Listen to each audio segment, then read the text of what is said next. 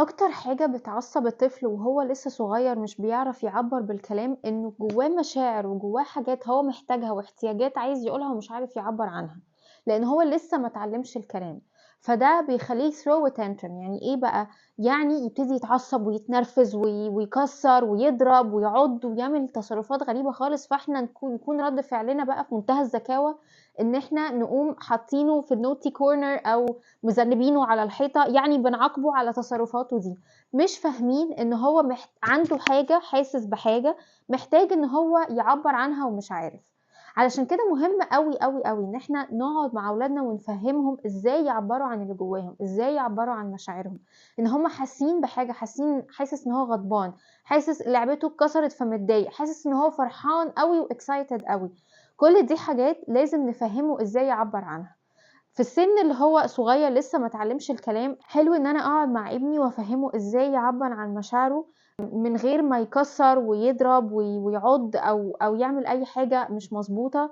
يعني مثلا لو متضايق قوي وزعلان قوي، اقعد معاه واديله فيس كده زعلان ومكسور كده ومتضايق، واقول له انت كده زعلان، انت حاسس انك زعلان، وافهمه ان ده الوش ده معناه انك زعلان. فحاول تقول زعلان، حاول تقول متضايق، حاول تديني الفيس بتاع ان انت زعلان.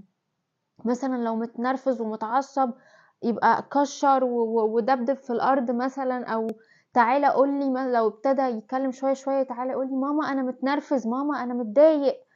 ابتدي نعلمه ازاي يعبر بالكلام. ساعات مثلا وهم اكسايتد قوي وفرحانين قوي ممكن برضو بيعضوا ويضربوا من كتر الاكسايتمنت اللي هم حاسين بيه، فده برضو بيكون حاجة مش مظبوطة قوي، بيكون اكسايتمنت هم بيفقدوا السيطرة على الاكسايتمنت اللي جواهم.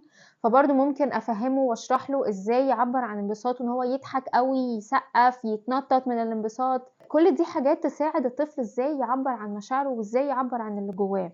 لان الطفل لو ما اتعلمش ازاي يعبر عن مشاعره هيطلع مشاعره دي في صورة احنا ما نقبلهاش كأهل. هيدبدب، هيضرب، هيعض، هيتنرفز، هيكسر، هيحدف حاجات. كل دي حاجات احنا لازم نعلمه ان هي دي مش صح في التعبير عن المشاعر.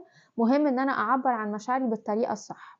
احنا نفسنا ككبار لما بنبقى متضايقين ومتغاظين ومتعصبين بنبقى عايزين نطلع مشاعرنا دي، وبنبقى محتاجين ان احنا نتكلم ونحكي ونقول، وننسى بقى الترند اللي طالع اللي هو بتاع we never cry. ده انسوه خالص، لا لا، ده مش مظبوط. احنا من حقنا ان احنا نعيط، ومن حقنا ان احنا نزعل، ومن حقنا ان احنا نعبر عن مشاعرنا. عندنا دموع عادي ممكن نعبر، حتى الولاد كمان من حقهم ان هم يعبروا عن زعلهم بالعياط بالدموع، مفيش مشكلة.